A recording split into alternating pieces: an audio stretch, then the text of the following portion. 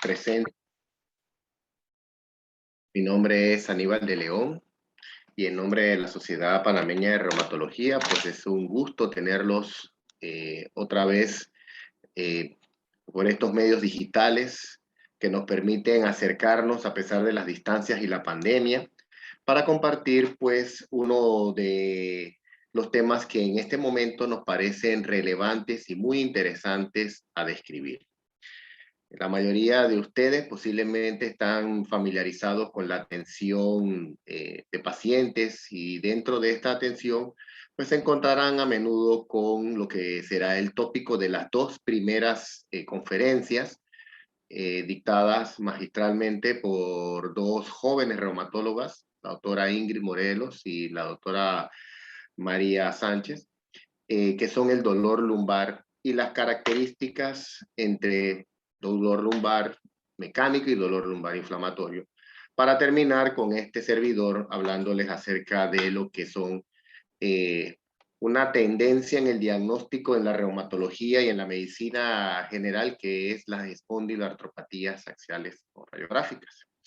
Entonces, para comenzar, pues tendremos la presentación de la doctora Ingrid Morelos.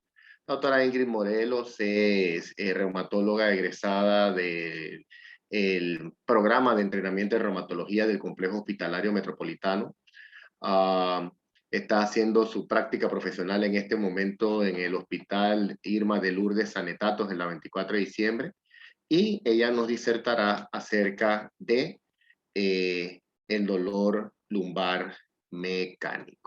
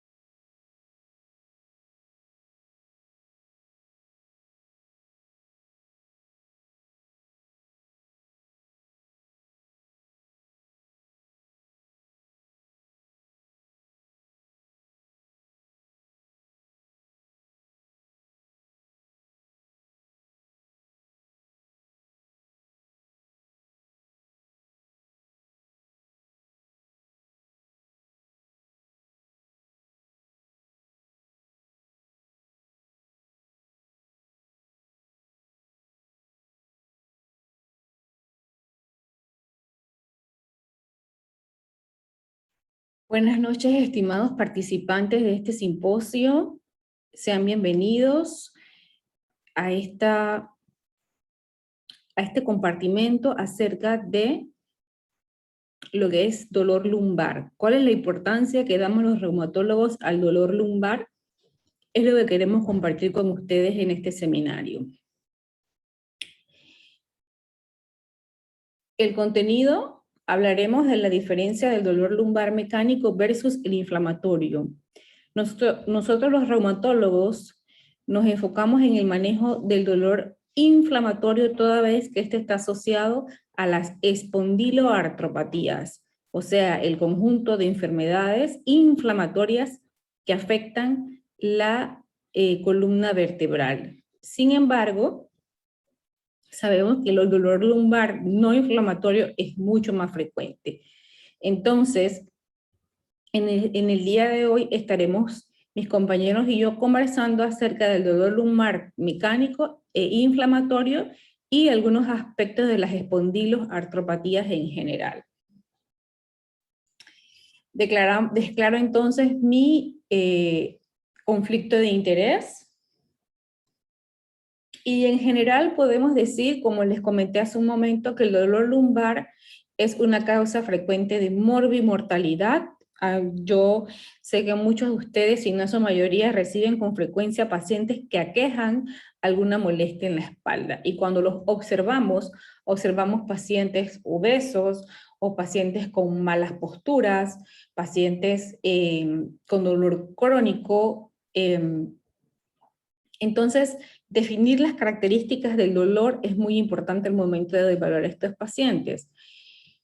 La mayoría de los casos de esta entidad son benignos. Sin embargo, más adelante vamos a observar algunas cosas que nos deben hacer pensar que tenemos que estudiar algo más en este paciente. A veces es difícil determinar la causa, a pesar de todos los exámenes que realicemos. Entonces, es en estos casos en donde nosotros nos enfocamos en descartar que no sea algo maligno, algo inflamatorio, y en este grupo de pacientes, pues en el que la causa a veces no es determinada, pues el manejo será prácticamente sintomático o rehabilitador.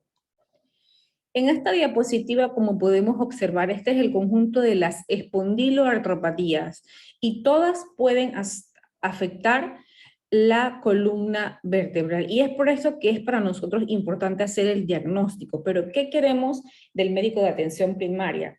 Que el médico de atención primaria nos refiere de forma oportuna y temprana a aquel paciente en el que se sospecha tiene un dolor lumbar inflamatorio, puesto que este es el paciente que probablemente tenga alguna de estas enfermedades y al que nosotros podemos ofrecer algún tipo de tratamiento. El dolor lumbar de tipo mecánico generalmente es manejado por el médico de atención primaria y el fisiatra con el fisioterapeuta, en asociación con el ortopeda. Como ustedes pueden observar, tanto la espondilitis anquilosante como la artritis psoriásica, la artritis reactiva, la enfermedad inflamatoria intestinal, todas pueden tener compromiso de la columna vertebral y manifestarse con un dolor lumbar de tipo inflamatorio, cuyas características nos va a hablar más adelante la doctora María Sánchez, y yo me voy a enfocar en cómo vamos a definir si el dolor es mecánico. Y en esta diapositiva lo podemos observar los dos tipos de dolor, el dolor mecánico y el dolor inflamatorio. Vamos a enfocarnos en el dolor mecánico. El inicio de los síntomas del dolor usualmente puede ser, generalmente son mayores de 40 años. Una persona mayor, incluso de 50 años, nos obliga a hacer otros estudios, sospechas de otras enfermedades. Generalmente, el paciente con dolor lumbar mecánico, entonces, es un paciente mayor de 40 años con una presentación más bien de tipo aguda, con una duración de los síntomas menor de un mes, o eso es lo que lo caracteriza como aguda, con una rigidez matutina leve, corta, menor de 30 minutos. Es un paciente que va a decir que cuando él reposa, que cuando él se acuesta, su dolor se alivia. Es un paciente en que el ejercicio, el dolor mecánico lo empeora.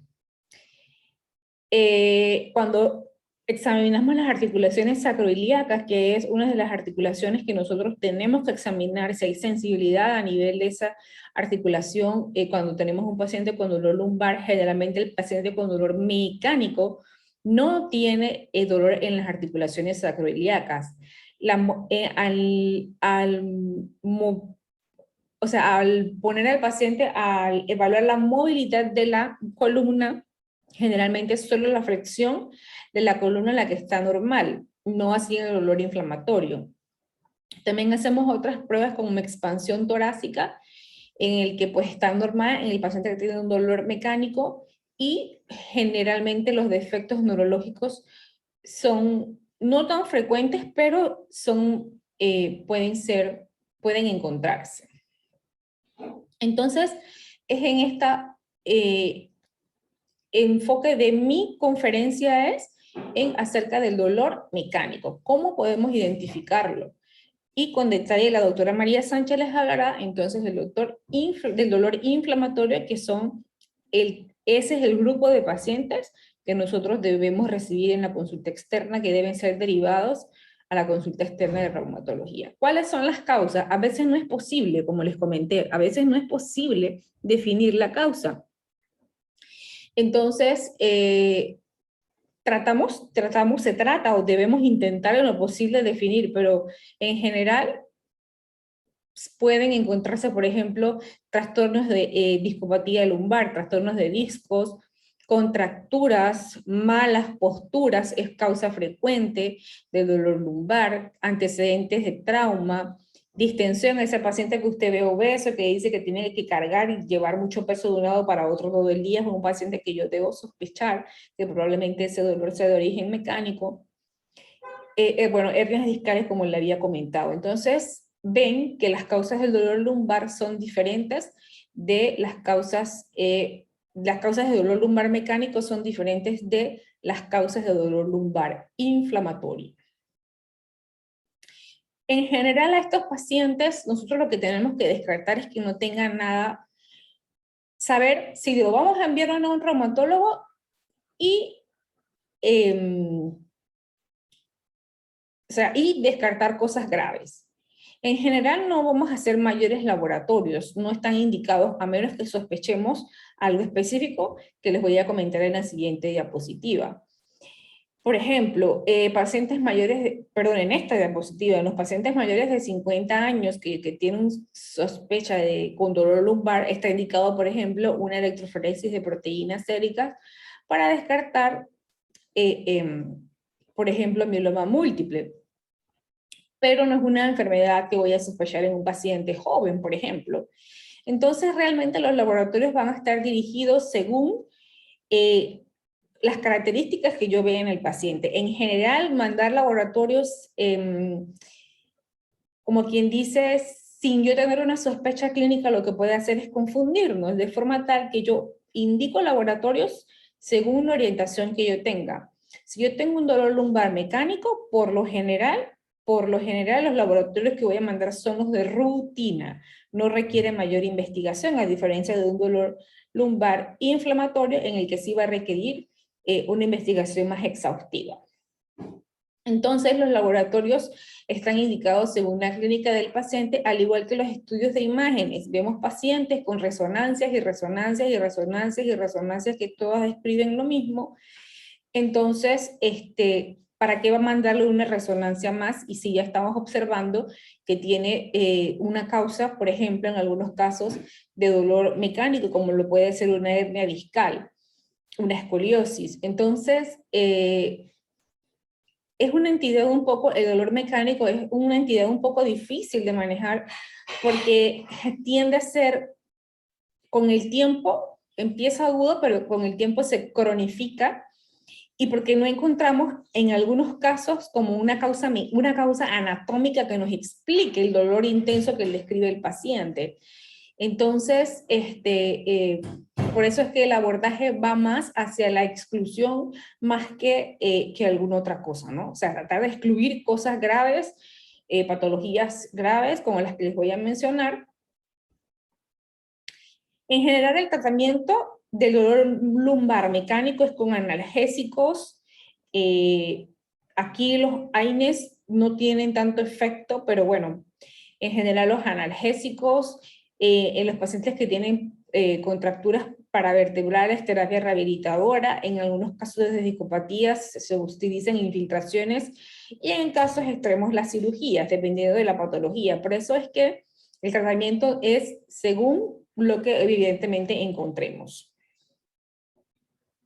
¿Qué me debe orientar o alertar acerca de que yo debo hacer una investigación más profunda a un paciente, como mencioné, mayor de 50 años, con dolor lumbar, que llega con fiebre, le encuentro anemia, pérdida de peso? Yo estoy obligada a buscar una patología más comprometedora, como un mieloma múltiple, paciente con antecedente de cáncer, por ejemplo, cáncer de mama, cáncer de pulmón. Hemos encontrado metástasis a nivel de lo que es la pelvis, el sacro, que puede producir este tipo de dolor, linfomas metastásicos a las articulaciones sacroiliacas. Entonces, el antecedente de cáncer es importante en este tipo, cuando estoy investigando un dolor lumbar.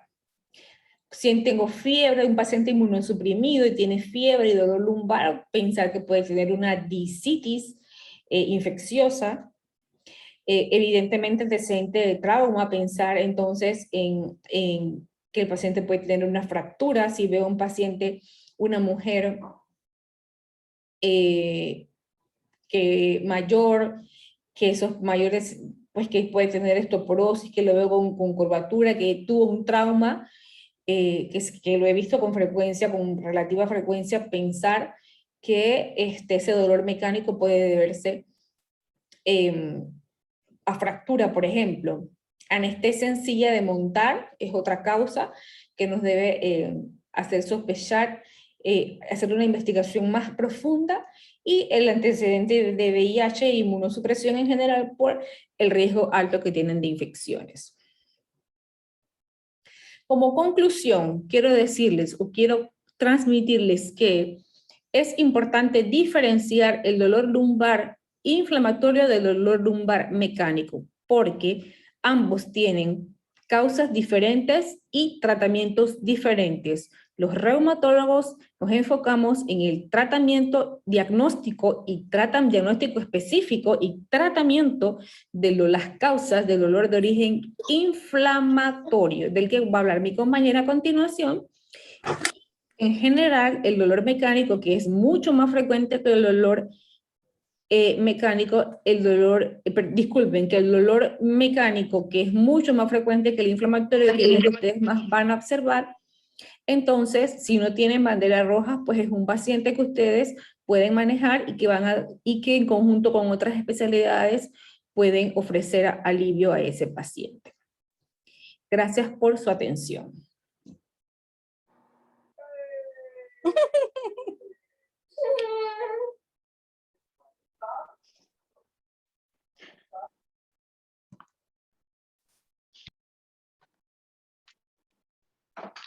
Bueno, muchas gracias, doctora Ingrid, por su brillante y aclaradora exposición.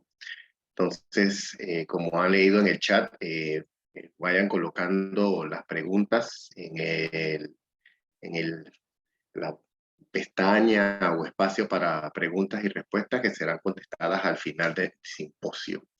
Bueno, a continuación tendremos la participación de la doctora María Sabina Sánchez. Doctora María Sabina Sánchez es médico internista, médico reumatólogo. Ha hecho pues sus estudios de reumatología en el programa de entrenamiento de reumatología del Complejo Hospitalario Metropolitano, Caja de Seguro Social, y está prestando sus servicios en este momento en la altiva provincia de Veraguas, en la Policlínica de Santiago, y está también a las órdenes en la Clínica San Juan de Dios, frente al parque, al lado de la catedral, y ella nos disertará en este momento con el dolor lumbar inflamatorio. Entonces, doctora María Sabina, es todo suyo el auditorio. Buenas noches, estimados compañeros. Espero se encuentren muy bien. Es un placer dirigirme a ustedes.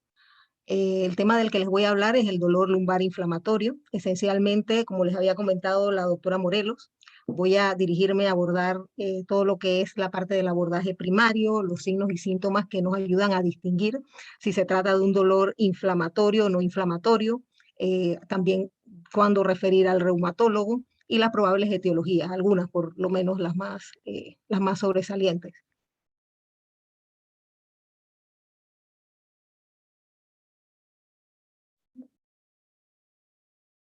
¿Okay? Declaro que no tengo conflictos de interés. Y bueno, tal como mencionó la doctora Morelos, el dolor lumbar es un problema de salud frecuente que afecta a 80 a 85% de las personas en algún momento de sus vidas. Y es la segunda causa de consultas en atención primaria en Estados Unidos en varios estudios. Aproximadamente el 20% de las personas que están entre 20 y 59 años tienen lumbalgia crónica y la prevalencia aumenta con la edad. Una característica, o una causa, mejor dicho, que es importante de dolor lumbar crónico es las llamadas espondiloartritis axiales, pero son poco diagnosticadas y poco sospechadas también en la práctica clínica.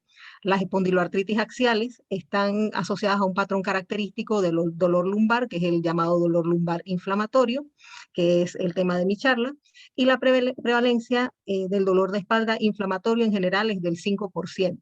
Dentro de esto, la prevalencia de las espondiloartropatías es del 1% de todo lo que son las lumbares.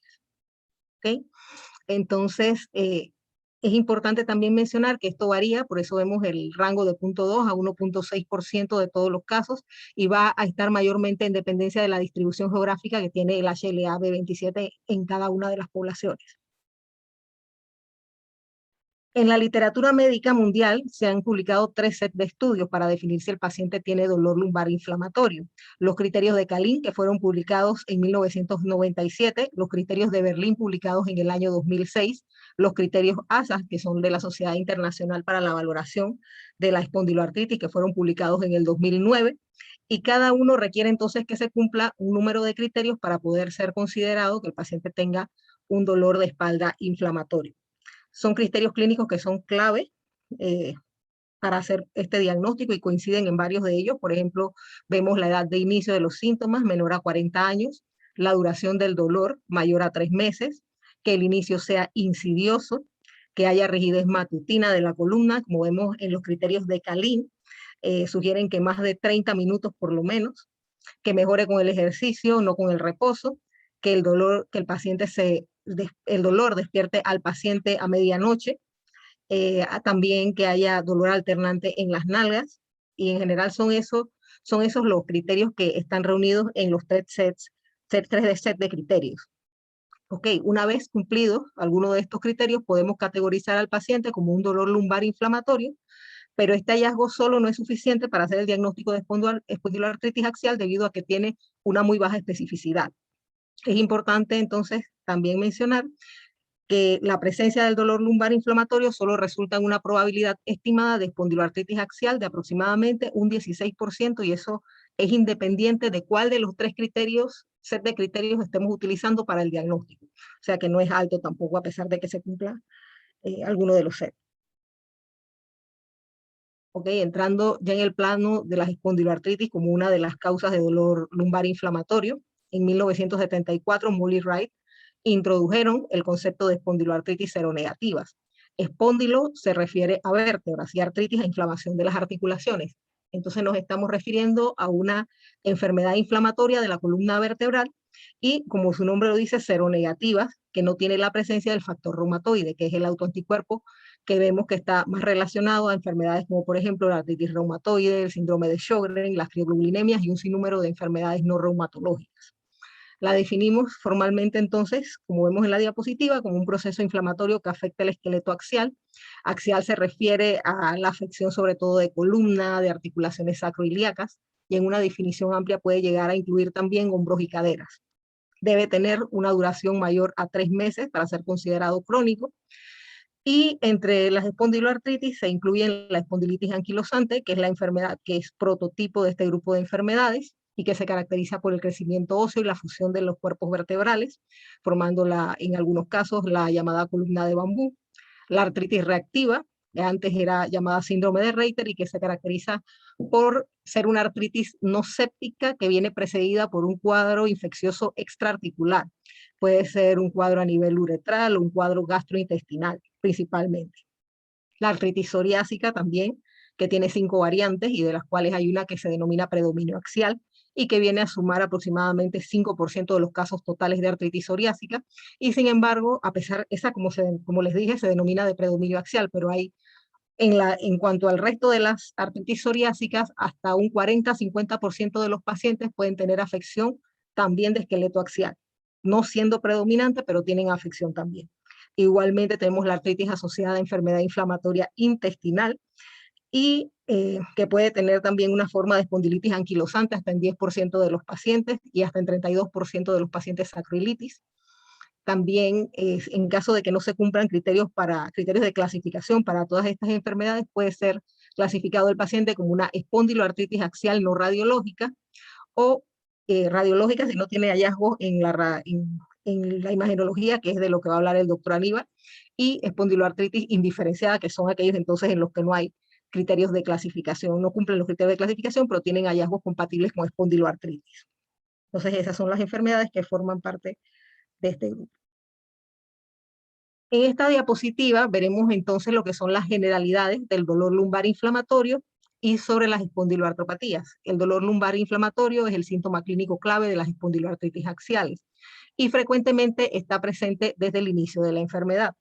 Su presencia aumenta la probabilidad de espondiloartritis axial hasta en 9 a 16% de los casos, ¿ok? Entonces vemos en la figura que las espondiloartritis axiales están clasificadas, espondiloartritis en general, perdón, están clasificadas de acuerdo a si mayormente afectan esqueleto axial o articulaciones periféricas. Como vemos en la figura, lo que son las espondilitis anquilosantes y las espondiloartropatías axiales no radiográficas son las que tienen mayor afectación axial. La artritis asociada a enfermedad inflamatoria intestinal tiene más o menos la mitad, puede tener 50 y 50 de afectación, o sea, no predomina ninguno de las dos manifestaciones. Igualmente, para predominio periférico tenemos la artritis psoriásica, la cual afecta predominantemente las articulaciones interfalángicas distales, la artritis reactiva también, que afecta sobre todo articulaciones de miembros inferiores. Y en este cuadro vemos, es un cuadro comparativo donde vemos las características en las cuales coinciden todas estas espondiloartropatías. Por ejemplo, vemos la edad de inicio en la juventud en todos los pacientes. En cuanto a sexo, vemos que hay diferencias, por ejemplo, en la espondilitis anquilosante y en la artritis reactiva, vemos que va de 3 a 1 a favor del sexo masculino. En las asociadas a enfermedad inflamatoria intestinal es de 2 a 1 también a favor del sexo masculino, y en la artritis psoriásica la distribución es igual en ambos sexos. En cuanto a la afección de articulaciones periféricas, las que muestran mayor compromiso periférico son la artritis psoriásica y la artritis reactiva. En cambio, vemos la espondilitis anquilosante y la enfermedad asociada a enfermedad inflamatoria intestinal un poquito menos, un 30%, y ellas tienden a tener entonces más compromiso a nivel de hombros y caderas, que son también, como les había mencionado, cuando se utiliza una definición ampliada de axiales, también forman parte del esqueleto axial. En cuanto también podemos mencionar que en cuanto a la parte de la afección axial, la espondilitis con un 100% de afección y las artritis reactivas. La dactilitis es más común en la artritis psoriásica y la entesitis también en la artritis psoriásica y en la espondilitis anquilosante. Las lesiones en las uñas las podemos encontrar en artritis psoriásica más frecuentemente y únicamente. Y en HLA, el HLA-27, que es el factor genético, lo encontramos en 90% de la espondilitis anquilosante, pero es una de las características que comparten todas estas enfermedades, el factor de riesgo genético que las une como grupo. Además de las espondiloartritis seronegativas, hay otras causas de lumbalgia inflamatoria que también son raras, pero que les voy a mencionar algunos casos. Por ejemplo, vemos este caso publicado en el año 2015 en la revista de Reumatología Clínica, en el que se presenta un paciente de 44 años que es alcohólico, tenía episodios de oligoartritis recurrente en manos y tobillos de 5 años de evolución y una lumbalgia inflamatoria que se caracterizaba por dolor alternante de las nalgas desde hacía 10 años. No tenía antecedentes familiares ni de enfermedad inflamatoria intestinal, de psoriasis, ni ningún paciente que tuviese una lumbalgia crónica. El BES y el PCR, que son los reactantes de fase aguda, estaban elevados y el HLA-B27 negativo. Una hiperuricemia en 13.4 tenía este paciente. Se hizo una radiografía AP de pelvis, en la cual se evidenció esclerosis e irregularidad en las articulaciones sacroiliacas, que la vemos allí en la figura, y se hizo una resonancia magnética de sacroiliacas en un corte semicoronal en secuencia T1 y STIR, y en la secuencia T1 se evidenció esclerosis de la articulación sacroiliaca, y en STIR vemos que se detecta una señal hiperintensa, donde están señalando las flechas, una señal hiperintensa que corresponde entonces a edema de médula ósea. Se hizo una artrocentesis diagnóstica de una articulación interfalángica distal que tenía el paciente afectada, y se encontraron cristales de urato monosódico. Posteriormente, producto de eso, fueron a hacer una biopsia a nivel de hueso sacro en la articulación sacroiliaca y encontraron tofos. O sea que el diagnóstico de ese paciente era una gota. Igualmente, hay casos en la literatura de artropatías asociadas a cristales de pirofosfato de calcio. También hay otros, como vemos ahí en la diapositiva, hay algunos casos asociados a la enfermedad de Behçet, a lupus eritematoso sistémico, a sarcoidosis, a síndrome de Sjögren, en fin. La finalidad de poner esta diapositiva es que vean la importancia que tiene el diagnóstico clínico y evaluar todo lo que son los criterios diagnósticos, los criterios de clasificación de cada una de las enfermedades. Nosotros no usamos la palabra criterios diagnósticos, sino criterios de clasificación. Así fue un errorcito.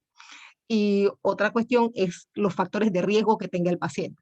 Hay que estar siempre a hacer una historia clínica completa, independientemente de lo que pensemos que es más probable. Entonces, de ahí la importancia de la historia. Existe un retraso diagnóstico importante incluso en los países desarrollados que puede llegar hasta 9 años. Por ejemplo, en el Reino Unido, el tiempo desde el inicio de los síntomas hasta el diagnóstico fue de promedio 8.5 años. O sea que si estos países desarrollados tienen este retraso tan marcado en el diagnóstico, imagínense nosotros en Panamá o en el interior.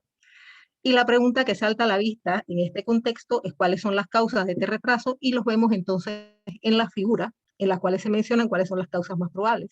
Primero, la buena respuesta a los AINES que tienen estos pacientes, la progresión lenta de las enfermedades, incluyendo los hallazgos en articulaciones sacroiliacas que requieren muchos años para poder evidenciarse, la ausencia de hallazgos específicos al examen físico o de biomarcadores, el poco conocimiento sobre el tema de los proveedores de salud, las guías inadecuadas para referir a un reumatólogo, referir primero a otra especialidad, incluso, bueno, ahora más tarde les comento también lo de la parte de las cirugías, que hay pacientes que incluso en este caminar tan largo van a múltiples cirugías, como había mencionado la doctora Morelos, y el acceso limitado a los servicios de reumatología, que es una realidad también en nuestro país.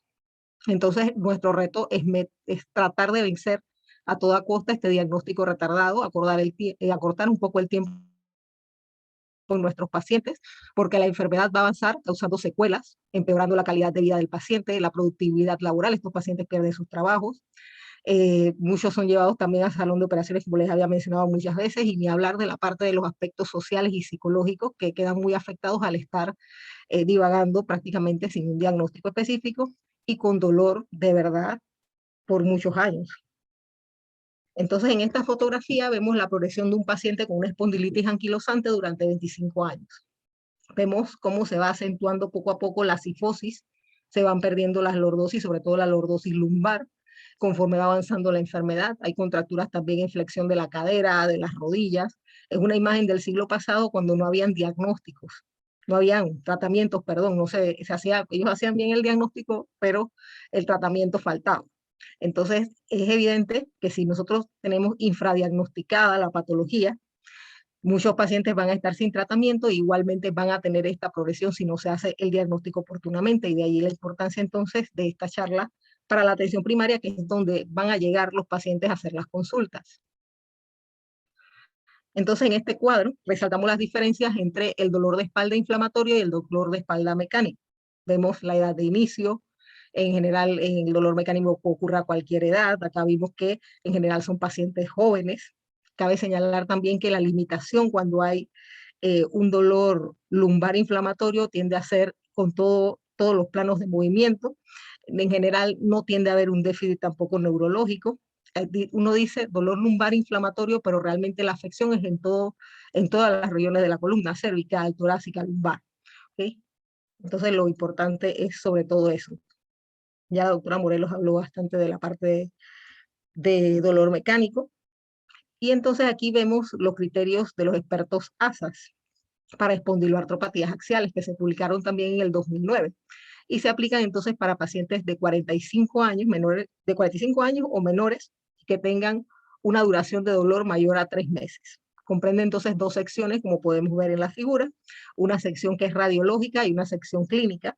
Para cumplir la sección radiológica se debe haber demostrado la sacroilitis, ya sea o radiográficamente con los criterios de Nueva York, o haber sido demostrada por parte de una resonancia magnética, y presentar al menos uno de los rasgos característicos de la espondiloartritis que las vemos en las tablas. Por ejemplo, vemos el dolor lumbar inflamatorio, la artritis, la entesitis, la uveitis, la dactilitis, la psoriasis, la enfermedad inflamatoria intestinal. Por ejemplo, nos referimos especialmente a la enfermedad de Crohn y a la colitis ulcerativa, la buena respuesta a los AINES, la historia familiar de espondiloartritis, la positividad del HLA-B27 y el PCR elevado, por supuesto, en el contexto, como les mencioné, de lumbalgia crónica.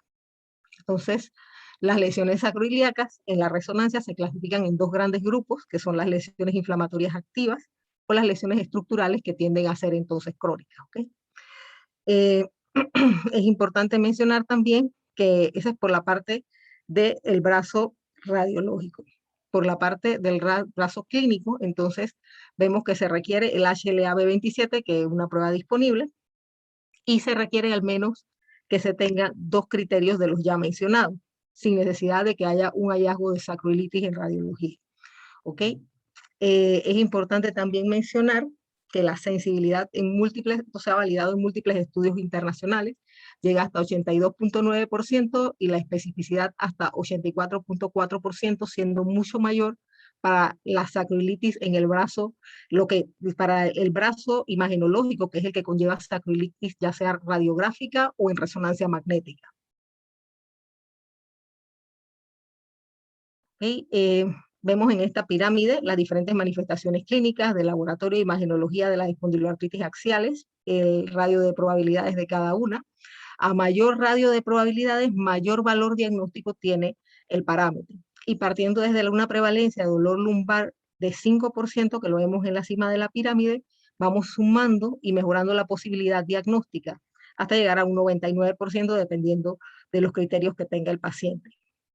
Los hallazgos más sobresalientes que podemos mencionar es la entesitis, que es la inflamación del área de inserción, sobre todo de tendones, el tendón de Aquiles, que es uno de los más afectados, los ligamentos, la cápsula, las fascias, todas esas áreas donde hay inserción, se puede dar inflamación y a eso se le denomina entesitis. La uveitis, que en el caso de las espondiloartritis tiende a ser una uveitis anterior aguda unilateral recurrente, que tiende a ser autolimitada, sobre todo en la espondilitis anquilosante.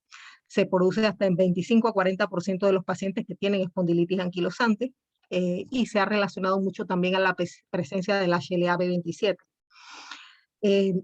¿Cómo se manifiesta la uveitis? Dolor en el ojo, se pone o tiene ojo rojo el paciente, epífora, puede tener fotofobia, miosis, diferentes hallazgos que nos pueden orientar también. Ahí uno va sumando puntitos que nos pueden orientar más al diagnóstico. La artritis periférica puede ser, las características del patrón es oligoarticular, de 2 a 4 articulaciones asimétricas. Importante la historia familiar. Por ejemplo, para un familiar de primer grado de un paciente que tiene espondilitis anquilosante, va a haber un riesgo aumentado de 5.6 a 16 veces mayor que en la población general para desarrollar una espondilitis anquilosante. Así que también hay que prestar atención, igualmente a aquellos antecedentes familiares de psoriasis, pacientes familiares que tengan uveitis también a repetición, que tengan lumbalgia severas, en fin, cualquiera de estas manifestaciones que podrían venir atadas a la parte genética. Entonces aquí vemos un estudio en el que se dedica a evaluar la efectividad diagnóstica del dolor lumbar inflamatorio para las espondiloartritis axiales. Se evaluó entonces la efectividad de cada hallazgo en esta tabla. Eran 403 pacientes que fueron clasificados según hallazgo. Fueron 88 al final espondilitis anquilosantes, 92 espondiloartritis axiales no radiológicas y los que no tenían una espondilitis axial sumaban 223 pacientes. Por ejemplo, la edad de inicio de los pacientes, vemos que en general los que no tenían una espondiloartritis, tenían notablemente una mayor edad que aquellos que sí la tenían. La mayoría en el grupo que no tenían espondiloartritis axial eran mujeres. Vemos también que los pacientes que tenían uveitis tenían espondiloartritis axial y un poco más de la mitad de los que tenían entesitis, la mayoría tenían espondiloartritis una vez que se identificaban esos hallazgos. Adicionalmente tenían valores de PCR y VG elevados. Y todos los pacientes que tenían sacroilitis radiográfica, según los criterios de Nueva York, tenían espondilitis anquilosante. ¿Okay? Entonces es importante también mencionar que la parte imagenológica, resaltar que esa parte tiene un mayor peso diagnóstico cuando se utiliza ese brazo radiológico, ya sea por radiografía o por resonancia. Igual en lo que son hallazgos tanto a nivel de sacroiliacas como a nivel de columna con resonancia y con radiografía, con los dos, fue mucho mayor los pacientes que calificaron para tener una espondiloartritis axial. Y evaluando por una sola característica, la característica con mayor sensibilidad fue la mejoría lumbar con el ejercicio. Y la que tuvo más especificidad fue el dolor alternante en las nalgas, la cual a su vez fue la que tuvo el mayor radio de posibilidades en todos los estudios que he visto hasta el momento. Entonces, ¿qué se puede hacer en la historia clínica? Uno puede llegar y hacer un cuestionario de preguntas sobre la lumbalgia, si la lumbalgia lo despierta en la noche, si hay otros familiares que tengan los mismos síntomas, si la progresión ha sido lenta, si ha tenido algún trauma, en fin, a explorar por síntomas neurológicos, hacer una buena historia clínica. Y este gran diagnóstico diferencial, como menciona la doctora Morelos, es importante entonces tratar de excluir también todo lo que son diagnósticos potencialmente catastróficos para el paciente, como malignidades o tratables como enfermedades infecciosas, el mal de Pot, por ejemplo, la brucelosis. ¿Okay? Entonces, en cuanto al examen físico, el dolor sacroiliaco que ocurre generalmente en el cuadrante superior interno de las nalgas. También hacer énfasis en la parte del examen físico completo. El paciente nos puede referir entonces a nivel sacroiliaco ese dolor. Uno en el examen físico tiende a ir a buscar los puntos sacroiliacos, los cuales se encuentran a nivel de los hoyuelos de Venus, que ya se le ven a algunas personas y que corresponden con la localización de las espinas ilíacas posterosuperiores, y más o menos como 1 centímetro debajo se encuentra el punto sacroiliaco, donde se puede hacer opresión o se puede hacer percusión para evocar entonces dolor en esa área. Puede hacerse también la palpación de la columna lumbar, exploración de articulaciones sacroiliacas, por ejemplo, el test de Patrick o Faber, en el cual, como vemos en la primera figura, vemos que el paciente en decúbito supino, ponemos el tobillo en la rodilla contralateral, fijamos la pelvis contralateral con nuestra mano y empujamos la rodilla hacia la camilla. Si desencadena dolor en la parte posterior de la pelvis, entonces tenemos una indicación de que puede haber una sacroilitis. Y se debe hacer, por supuesto, la prueba bilateralmente. En la maniobra de Ganslen, que es la que sigue, la segunda figura, se realiza entonces en un lado la flexión de la rodilla y la cadera, y en el otro entonces la abducción y extensión máxima por el médico de la pierna de la cadera contralateral. Entonces allí también es una maniobra de estrés de sacroiliaca, la prueba de Laguerre, en la cual se flexiona la cadera y la rodilla y luego se hace abducción y rotación externa. Y finalmente las pruebas que tienen que ver con apertura y cierre de la pelvis, en las cuales se hace presión sobre las espinas ilíacas anterosuperiores. Tenemos también las pruebas de movilidad de la columna a diferentes niveles, las pruebas antropométricas o la declinimetría que hacemos nosotros para el diagnóstico y para el seguimiento de nuestros pacientes con espondiloartropatías. Vemos que la más utilizada y la que tiene mayor efectividad, de acuerdo a los estudios, es el test de Schober, en el cual se hace una medida a nivel del E5-S1 y se marca 10 centímetros por arriba. Se le pide al paciente que haga la flexión máxima y una vez hecha la flexión máxima se vuelve a medir y ese espacio debe haber llegado hasta 14 centímetros. Si tiene menos de 14 centímetros, entonces estamos hablando de un test de Schober que está positivo por malignidad, que está mal, que puede tener una espondiloartropatía. Tenemos también las maniobras de expansión del tórax, tenemos maniobras también para la flexión cervical, occipucio pared, trago pared, flexión espinal bilateral, distancia intermalleolar, entre muchas otras que se pueden realizar también. Son más específicas, allí nos ayudan para el seguimiento también de las espondiloartropatías. En cuanto a la HLA-B27, las espondiloartritis son consecuencia de una interacción de factores genéticos y ambientales. ¿Qué peso tenga un factor genético, uno ambiental? Va a depender entonces de la enfermedad. Por ejemplo, para la espondilitis anquilosante hay un 90% de peso en la parte genética. El alelo del complejo mayor de histocompatibilidad, que es lo que vemos aquí en la figura, del HLA-B27, es el factor de riesgo genético que es predominante en todas las espondiloartritis, que ya lo hemos mencionado en algunas otras diapositivas. Y es importante que en la población general puede estar presente en menos del 10% de los pacientes. O sea que el vínculo es llamativo con las espondiloartropatías. El alelo se encuentra localizado en el locus B del complejo mayor de histocompatibilidad, que se encuentra en el cromosoma 6 y codifica para el antígeno leucocitario humano, que es un antígeno que se encuentra en la superficie celular y que se encarga de presentar todo lo que son péptidos, que son el producto de la degradación de proteínas en las diferentes células. La presentan a las células citotóxicas. O sea que tiene que ver en un paso importante, un paso inmunológico importante a nivel celular. Y es el área más polimórfica y poligénica en el genoma humano. Hay más de 8.000 alelos probables como alternativa para ese locus. Entonces también en este punto es importante mencionar la historia familiar, que puede ser un indicador de una enfermedad autosómica dominante que puede estar relacionada a la HLA-B27. Aunque el HLA-B27 está igualmente distribuido entre géneros, las mujeres tienen 5 a 10 veces menos prevalencia de espondilitis anquilosante que los hombres, y su presentación tiende a ser más leve y tardía, o sea que hay otras variaciones por ahí ambientales también que tienen que ver. Esto es menos de 1 en 10 individuos con HLA-B27 van a tener espondilitis anquilosante. Igualmente, tenemos que los pacientes que tienen el HLA-B27 y la lumbalgia, solo, o sea, las dos características, solo un 22.5% van a tener una espondilitis anquilosante.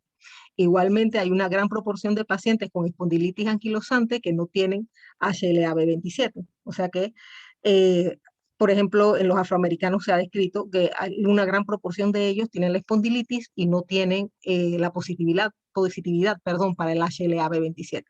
En cuanto a los mecanismos que tienen que ver con el rol patogénico del HLA-B27 son múltiples y tienen que ver sobre todo con la presentación de antígenos, evocación de respuesta inmune, sobre todo el aumento de la producción de interleucina 23, o también cambios en lo que es modificación del microbioma, que también es otro punto, el microbioma a nivel intestinal, todo lo que es la modificación de la flora a nivel intestinal que está involucrada estrechamente con la etiología de todas las espondiloartropatías. Entonces se cree que hay múltiples teorías y no son mutuamente excluyentes. Como les comenté, en cuanto a la imagenología, se puede utilizar criterios radiográficos o de resonancia magnética. Por ejemplo, aquí vemos en la primera radiografía, en la flecha, vemos en la flecha que se encuentra a la izquierda que hay esclerosis. En el asterisco que se encuentra en el lado derecho, vemos que hay anquilosis ya, una fusión total de ambos huesos, sacro y ilíaco, y en la flecha de la derecha vemos que hay pseudodilatación ósea. Entonces estamos frente a una sacroilitis grado 3 en ese hallazgo de imagenología. Ahí existen varios grados de sacroilitis. Hay sacroilitis grado 0, que es aquella que está normal, una grado 1, en las cuales hay dudas de que se trate entonces de una sacroilitis. En la grado 2, entonces encontramos ya unos cambios mínimos, por ejemplo, podemos encontrar esclerosis, pero en áreas de repente circunscritas o erosiones. En la grado 3 ya entonces podemos tener áreas de anquilosis, podemos tener áreas de esclerosis, pero se tiende a conservar también, se tiende a comprometer, lo que es el espacio articular. Y finalmente ya la anquilosis completa, que es hacia donde van todas las espondiloartropatías no tratadas. ¿Okay? Vemos también en el segundo rayo X la formación de los puentes óseos llamados sindesmofitos, que se deben sobre todo en la segunda imagen de radiografía. Ahí eso se debe a la osificación entonces de las fibras externas del anillo fibroso de los discos intervertebrales. La siguiente figura, tenemos una lesión de Romanus en resonancia magnética, que son irregularidades o erosiones que se ven en las esquinas anterior y posterior de los platillos vertebrales. Y la vemos ahí, las hiperintensidades que se ven en la proyección de resonancia magnética. Y vemos también entonces en las otras dos imágenes una hipointensidad marcada en el margen de la articulación sacroiliaca izquierda, que es también, que realza a su vez en la parte de T1 con gadolinio y que corresponde a una esclerosis. ¿Okay? Y entonces aquí vemos para ver. Eso se corresponde entonces también con osteitis, el área que se encuentra más periférica a la última ilustración. Entonces, en la parte de imagenología es importante mencionar que los dos hallazgos para la parte de resonancia magnética para hacer el diagnóstico son el edema óseo y la osteitis. Son los dos hallazgos que cuentan para hacer el diagnóstico, ¿ok? Entonces, el edema óseo se puede ver en secuencias STIR con aumento de la intensidad, una hiperintensidad en STIR, y con hipointensidad a nivel T1. Igualmente también se puede ver en el hipointenso en el área de cuando hay inyección de gadolinio. Y entonces eso se puede informar entonces como un edema de médula ósea. Entonces aquí vemos otras enfermedades simuladoras de sacroilitis, por ejemplo, la enfermedad de Payet, la hiperostosis esquelética difusa, todas ellas tienen características que, por ejemplo, en Payet, en pacientes mayores, el DISH también, la hiperostosis esquelética difusa en pacientes mayores de 50 años, la osteitis condensans, que ocurre sobre todo en pacientes jóvenes que han tenido múltiples embarazos, que se cree que el trauma del embarazo puede tener que ver en estos hallazgos que pueden ser sugestivos también de sacroiliitis, pero tienen hallazgos que son específicos a nivel radiológico, o sea, el diagnóstico diferencial es en la parte de imagenología. La sarcoidosis, como les había mencionado anteriormente, también puede hacer esto y las diferentes infecciones. Y finalmente, entonces, vemos aquí cómo hacer la referencia al reumatólogo. Una vez tenemos un dolor lumbar inflamatorio de más de 3 meses y una edad menor de 45 años, se hace primero la historia clínica para especificar qué tipo de dolor es, si es un dolor inflamatorio, o se puede hacer también si el paciente ya tiene una imagen de sacroiliacas, o si el paciente tiene HLA-B27 ya positivo. Una vez se tenga cualquiera de las 3 características, se debe referir al reumatólogo para una evaluación. Y bueno, finalmente el tratamiento que va sobre todo encaminado al uso de AINES, los anti-TNF, que se puede utilizar hasta 2 anti-TNF, y seguido, si fallan esos 2 tratamientos, se puede utilizar un inhibidor de interleucina 17 o un inhibidor de interleucina 23. Siempre que hay manifestaciones periféricas, también se puede utilizar las drogas antirreumáticas modificadores de la enfermedad convencionales, como el metotrexate o la sulfasalacina. Y bueno, ya lo que son algoritmos y todo es diferente dependiendo de qué enfermedad es. Por ejemplo, hay otras también consideraciones, por ejemplo, con el uso de corticoides, por ejemplo, con la psoriasis o el uso de AINES en la enfermedad inflamatoria intestinal. En general, cada enfermedad tiene sus criterios para hacer el tratamiento. Muchas gracias. A continuación viene el doctor Aníbal, ya con la última parte de la charla.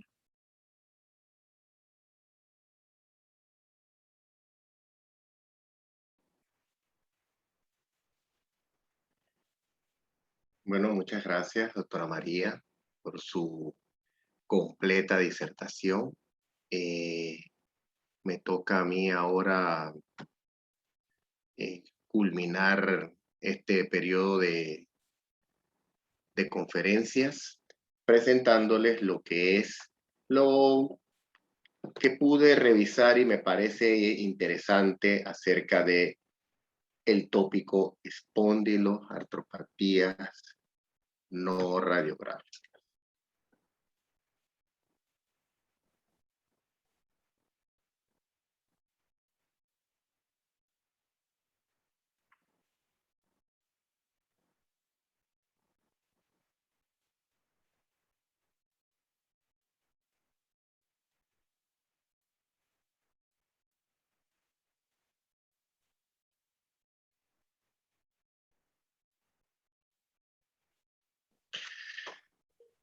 Bien. Primero, mis conflictos de interés, pues no tengo ningún tipo de conflicto para revisar el tema en cuestión. Y como bien lo dice la diapositiva, el contenido es explícitamente la autoría y la opinión del expositor.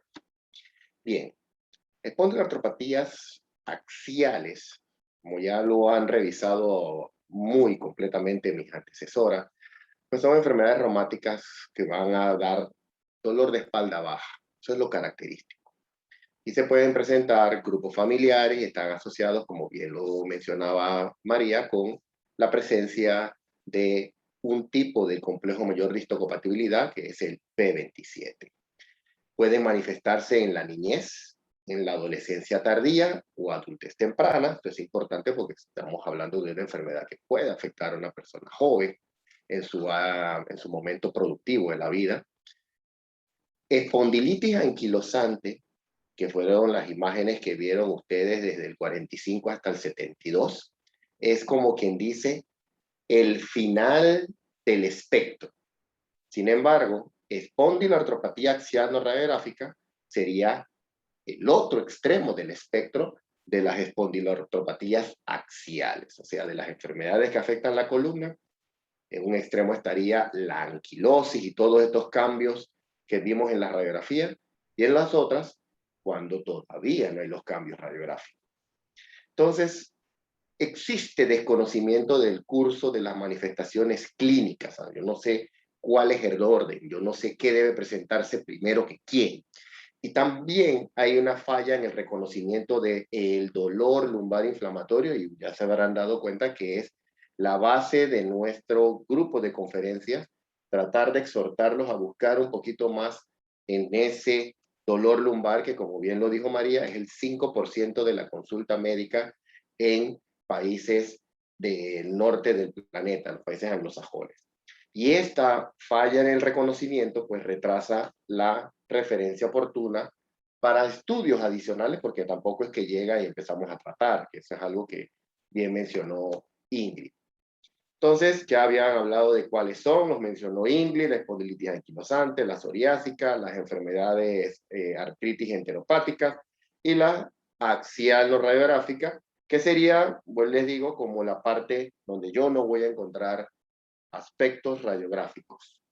Sin embargo, también pueden ser divididas, para una cuestión puramente de comodidad del clínico, en enfermedades axiales y en enfermedades periféricas, y nosotros nos vamos a referir a enfermedades axiales. Porque ya cuando hablamos de enfermedades periféricas, uña, articulaciones, dactilitis, entesitis, que bien mencionó María, ese es otro tipo de afección y otro tipo de sintomatología. Entonces, el síntoma principal de las axiales es el dolor lumbar inflamatorio. Esta imagen, tomada del Journal of Clinical Rheumatology, muestra las 5 características o las 5 preguntas que uno debe hacerse cuando evalúa un dolor inflamatorio, como bien lo mencionaba María, y vemos los odds ratio, o sea, las tasas de riesgo a una espondilitis anquilosante, no de espondiloartropatía axial, sino de espondilitis anquilosante, que nos da la positividad de alguna de estas preguntas. Entonces, lo importante de esto, que lo dice la leyenda abajo, es que tener positivo 4 de estas 5 características incrementa la posibilidad de estar frente a un paciente que va hacia una espondilitis anquilosante y que puede estar en ese momento en una espondiloartropatía axial. Bien, el paciente de esta enfermedad axial tendrá un compromiso entonces de las sacroiliacas, la columna o ambas. Ya habíamos dicho, la espondilitis anquilosante es la clásica presentación con daño radiográfico, sin desmofitos, sacroiliacas fusionadas o esclerosadas o erosionadas. Vamos a tener también que puede entonces la no radiográfica no tener estas alteraciones radiográficas características, pero sí podría tener inflamación en tomografía computarizada o resonancia magnética de la sacroiliaca. Tanto la presentación periférica como la axial pueden coexistir. Ya les digo, esto es al final una división por comodidad. No es que si tengo periférica no voy a tener axial, coexisten.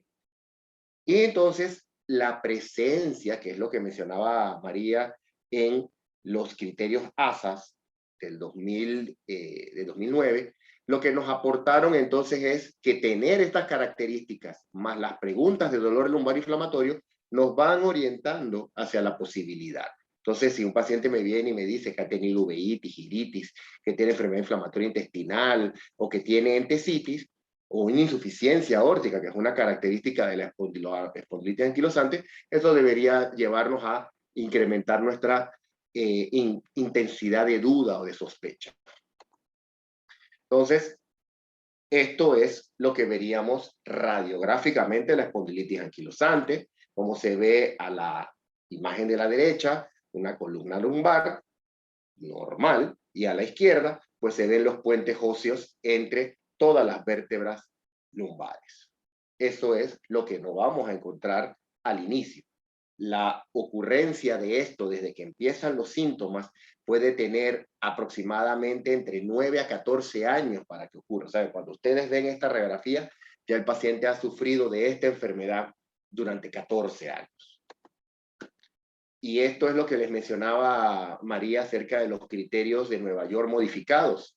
Vemos en la imagen de la izquierda unas sacroiliacas con ensanchamiento y erosiones. Esto sería lo que se considera un grado 3 de esclerosis, ensanchamiento, erosiones. Y en la que ven a la izquierda a la derecha en este caso, en la sacroiliaca derecha de este paciente ya hay fusión. Ese es el grado 4, ahí no hay discusión. Tiene una sacroileitis grado 4, es una espondilitis anquilosante. Y en la de la izquierda, de esta imagen de la derecha, se puede ver que hay esclerosis y erosiones. Entonces, esto es lo que no vamos a encontrar. Claro, si lo encontramos, como bien lo dijo María, criterios de clasificación, en los criterios de clasificación para enfermedades como la espondilitis anquilosante, ya esto nos da un enorme valor, un enorme peso para diagnosticar espondilitis anquilosante. Pero es importante, siempre te dicen, pero debes descartar en imágenes sospechosas la posibilidad de osteoartrosis, ya cuando solamente vemos la esclerosis. Bien. El tiempo desde que inician síntomas hasta el diagnóstico de las espondiloartropatías axiales es históricamente, lo dijo María, 6 a 8 años. Pero tener dolor continuo, rigidez, fatiga progresiva, es lo que el paciente va a estarles manifestando. Además, va a tener a lo largo de su evolución disminución de rangos de movimiento y de la función espinal. Y esto se puede valorar, como lo mencionaba María, de forma clínica. No se necesitan imágenes para hacer estas maniobras. Pero hay una situación con las mujeres. Parece haber que en mujeres hay un retraso mayor entre el inicio de los síntomas y el diagnóstico, porque el dolor lumbar inflamatorio irradiado a glúteos, si bien lo tienen la mayoría, es menos frecuente que en hombres, y en su lugar pueden estar aquejando dolor difuso o diseminado, o dolor pélvico o dolor de talones. Y el tener dolor difuso incrementa hasta el doble en el tiempo para el diagnóstico en un estudio británico donde se vio que en los hombres el tiempo para el diagnóstico era 6 años y en las mujeres 13. Además, la entesopatía, o sea, lo que les mencionaba María, en los tendones de Aquiles y en otros lugares donde hay entesis, es más prevalente en mujeres con espondiloartropatías axiales. Entonces hay que tenerle de repente un poquito más de atención a la parte periférica en estos dolores difusos. El dolor y discapacidad que muestra un paciente con una espondiloartropatía axial no radiográfica es tan intenso como el que tiene un paciente con una enfermedad avanzada ya con daño radiográfico.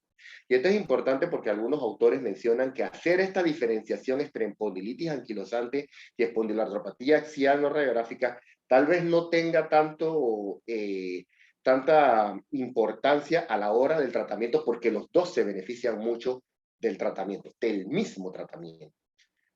Como mencionaba, mujeres y hombres tienen ciertas diferencias y las mujeres con espondiloartropatías no radiográficas no parecen tener una correlación muy clara entre el nivel de dolor y el nivel de inflamación que se encuentran en estudios de imágenes especializados como la resonancia magnética.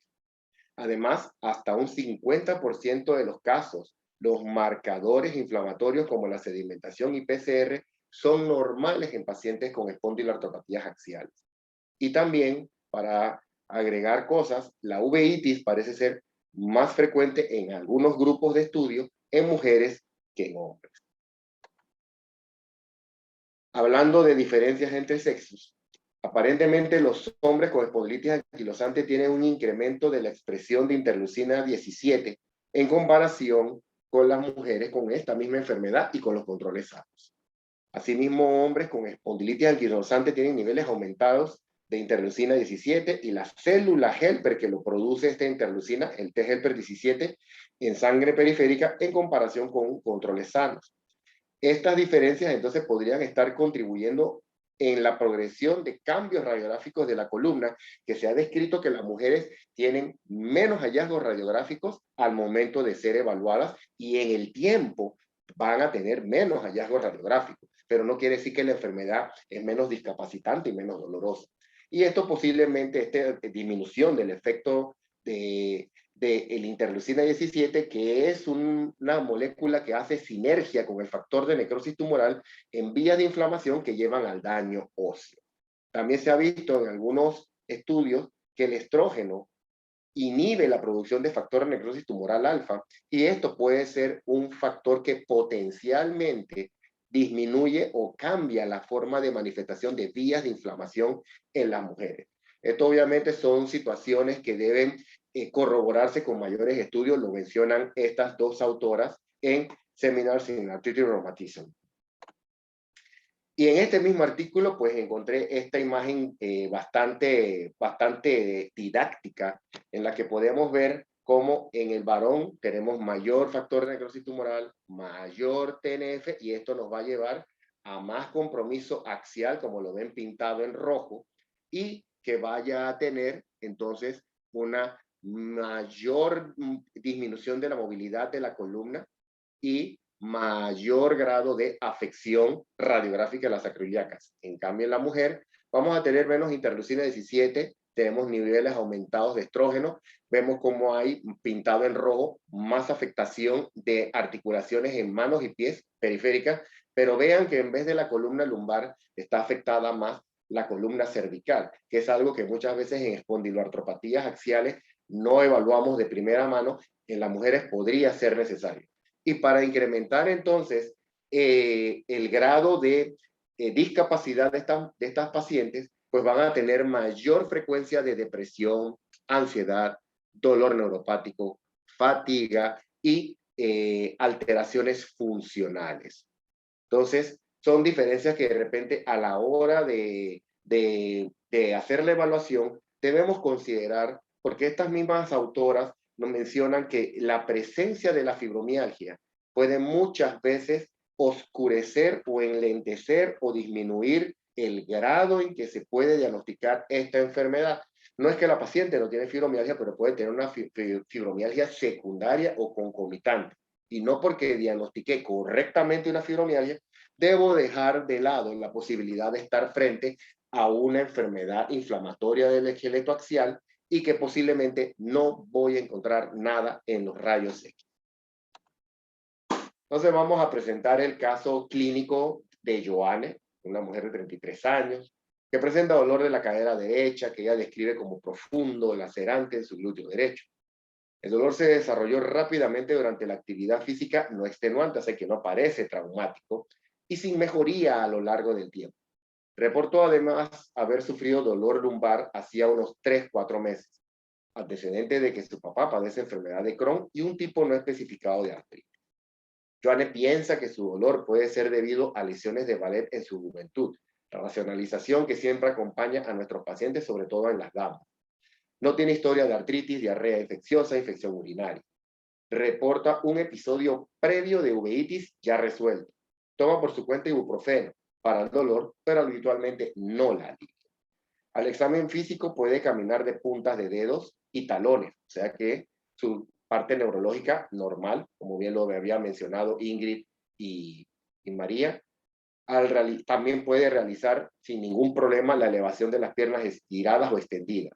La prueba de Schober, que es una prueba para ver la disminución de movilidad de la columna lumbar, es normal, que debe ser que incrementa la distancia entre dos líneas que se hacen en la piel del paciente a los 10 centímetros erecto, y que cuando se inclina hacia adelante hasta lo más que pueda, se lleve más de 15 centímetros, la de ella es normal. Sus reflejos y fuerza muscular son normales, no hay signos de parestesias y su cuero cabelludo, piel, uñas y articulaciones periféricas son normales. El dolor lumbar, entonces, como bien lo había mencionado María, es una causa frecuente. En una encuesta que se hizo en Estados Unidos, fue reportado en un periodo de 3 meses hasta por 1/4 de los adultos. Y las espondiloartropatías axiales pues son unas cuestiones poco comunes comparados con el dolor lumbar inflamatorio. Esto ya lo había mencionado Ingrid y María.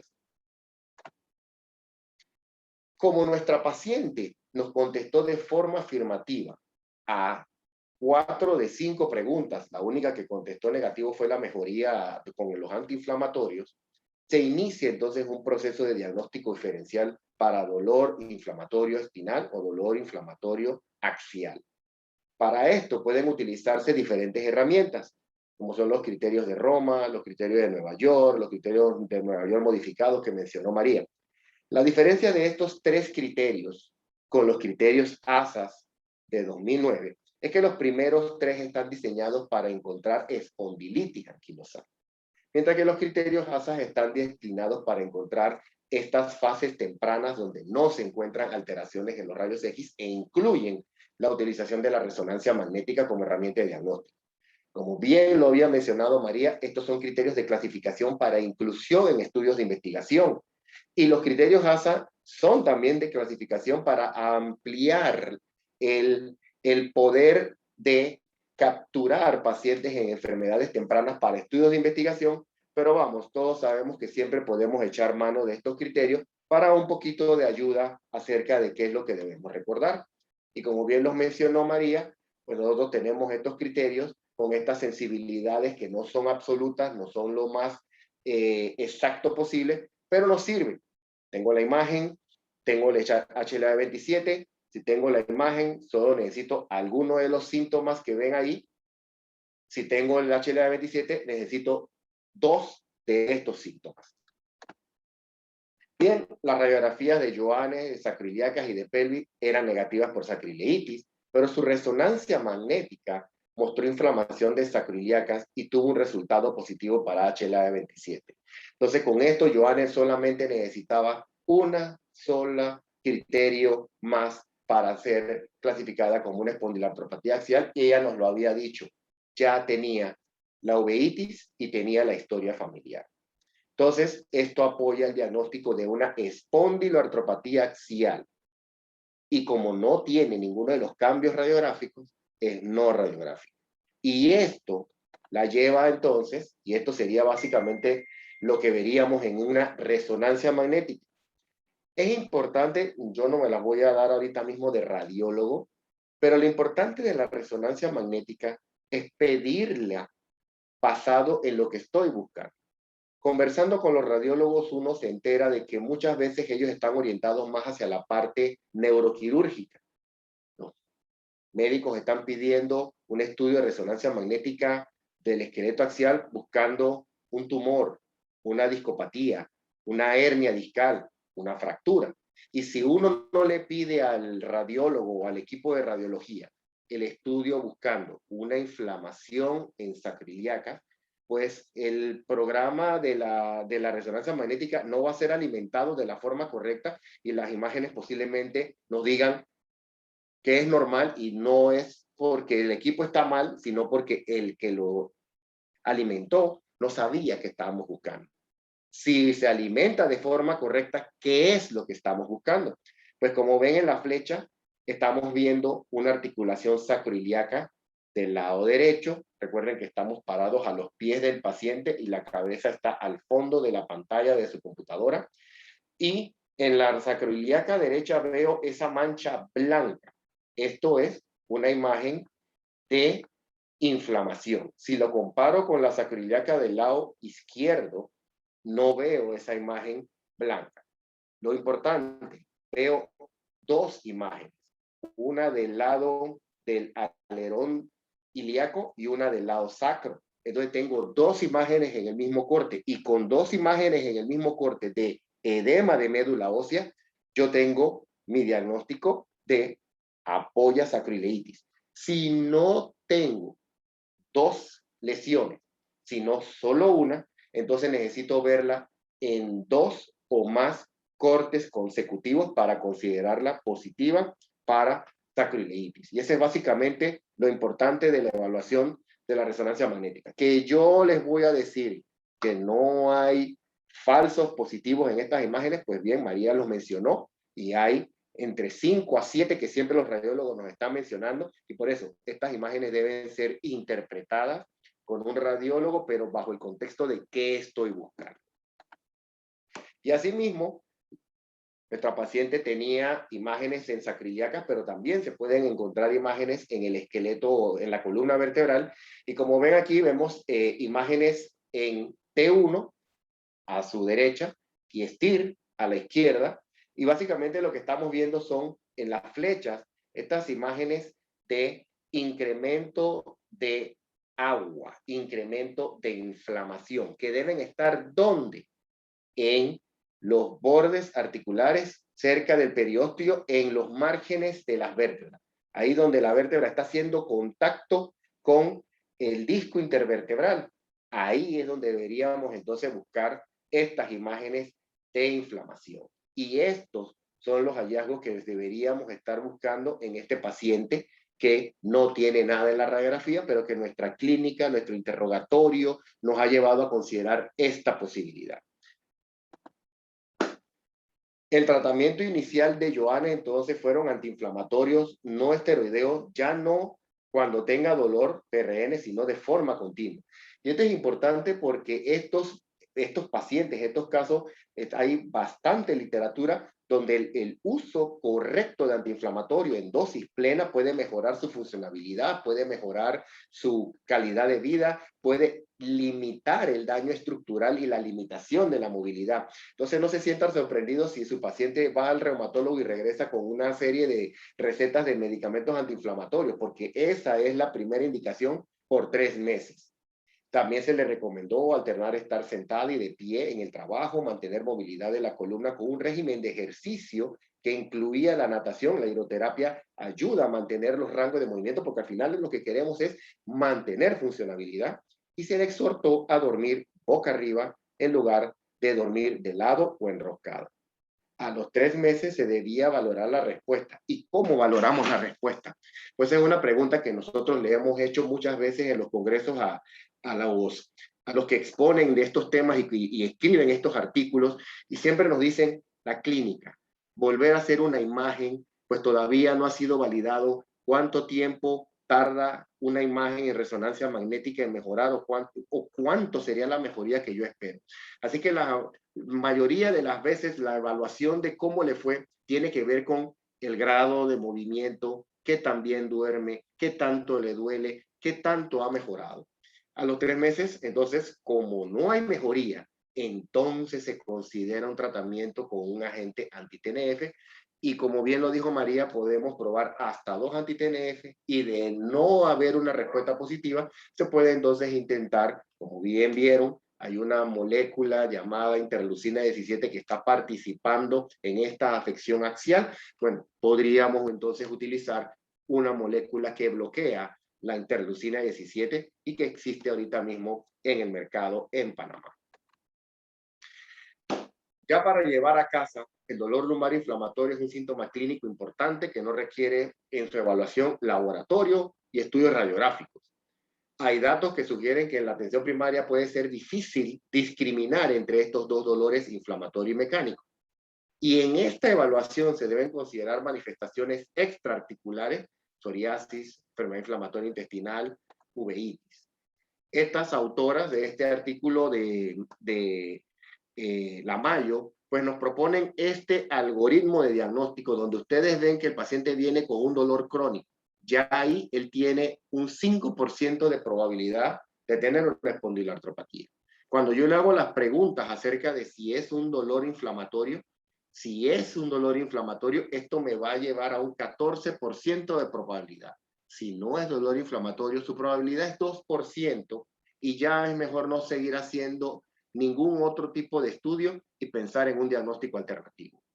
A este paciente ustedes le podrían ordenar en su nivel de atención primaria un HLA-27, no es que lo tienen en todos los laboratorios, pero se podría hacer mientras planean hacer su siguiente paso de referirlo a la atención del especialista. Y si ese valor, ese HLA-27 es positivo, su posibilidad de tener una espondiloartropatía sube al 59%.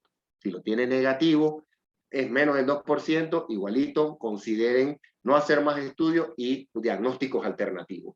Y ya después de esto, es la evaluación especializada con el reumatólogo, el que vamos entonces a evaluar en el contexto completo todos sus síntomas, todas las otras alteraciones que puede tener, toda su historia familiar, los estudios de imágenes especiales, para entonces, en base al juicio, evaluar la probabilidad de una espondiloartropatía axial. Debe mejorarse, eso sí, estrategias de referencia temprana de dolor lumbar crónico que puede ser atribuido a estas enfermedades axiales. resultados positivos en estudios radiográficos y de resonancia magnética, reactantes de fase aguda, HLA-27, pueden agregar datos al diagnóstico, pero no son patognomónicos, no son absolutos, que tenga de todas maneras que ser ese diagnóstico. Eso al final del algoritmo dice, es el juicio clínico el que decide qué diagnóstico vamos a dar y cuáles son las medidas terapéuticas a instaurar. Y más importante es documentar en la historia antecedentes familiares de espondiloartropatías axiales y manifestaciones extraarticulares. Y con esto termino yo mi presentación y abrimos a preguntas y respuestas. Gracias por su atención.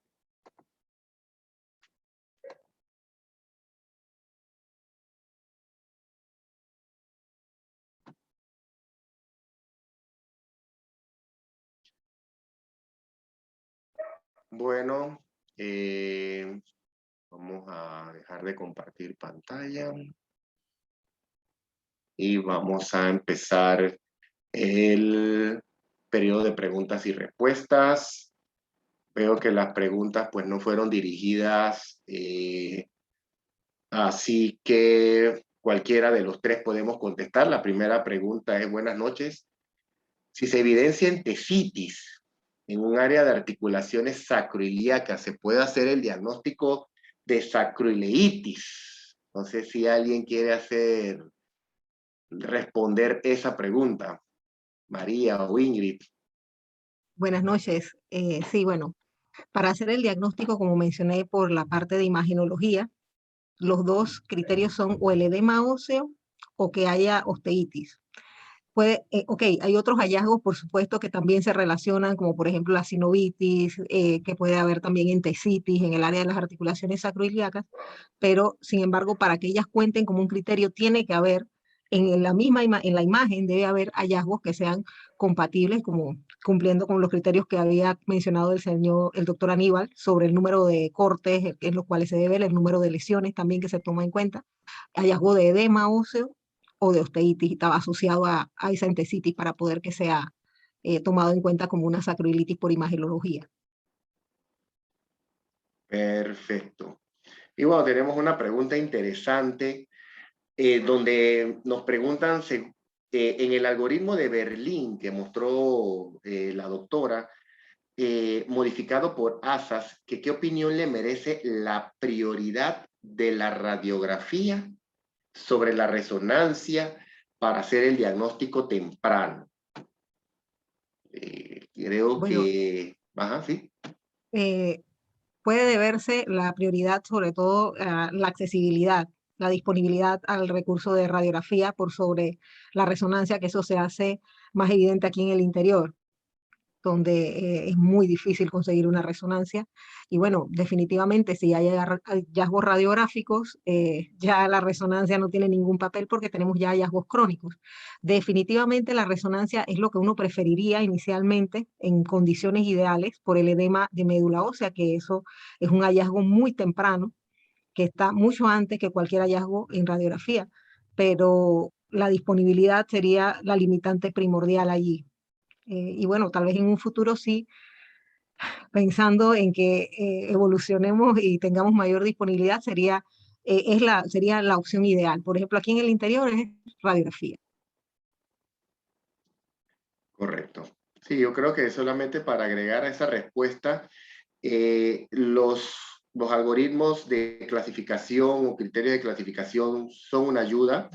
Nunca van a reemplazar al juicio clínico, pero sí, el poder tener a la mano una herramienta que te dé algo tan temprano como un edema óseo, una osteitis, antes de que tú veas algo radiográfico, pues le va a ahorrar al paciente un buen par de años de dolor, de discapacidad y de molestia. Por otro lado, utilizar esa herramienta también puede darle esa tranquilidad al médico de, bueno, ya por lo menos si no encontramos un proceso inflamatorio aquí, podemos trabajar con otras cosas, podemos buscar otras alternativas de diagnóstico, porque por lo menos ahí no está ocurriendo algo que a la larga va a hacer que su paciente años después se lo encuentre por ahí, como la imagen de 1972 de la diapositiva de la doctora María, pero sí, la importancia de los estudios siempre es el tiempo pero la accesibilidad definitivamente siempre debe tomarse en cuenta.